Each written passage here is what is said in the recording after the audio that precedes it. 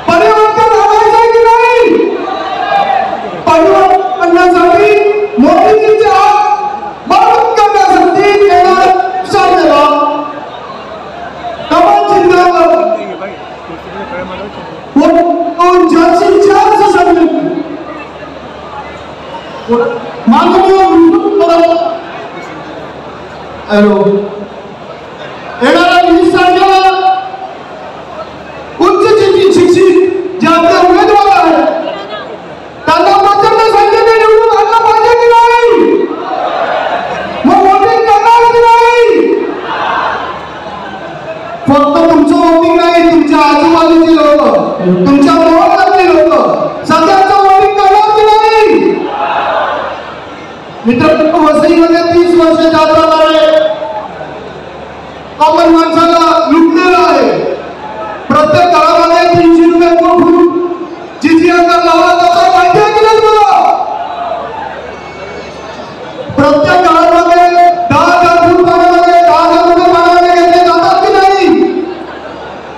मला बंद झालं पाहिजे की नाही, जरा जोराने बोला. बंद झालं पाहिजे की नाही. त्यासाठी येणाऱ्या 20 तारखेला कमळावर जास्तीत जास्त लोकांनी शिक्का मारून महायुतीच्या उमेदवाराला प्रचंड बहुसंख्येने निवडून आणा हीच आग्रह सेनेतर्फे तुम्हाला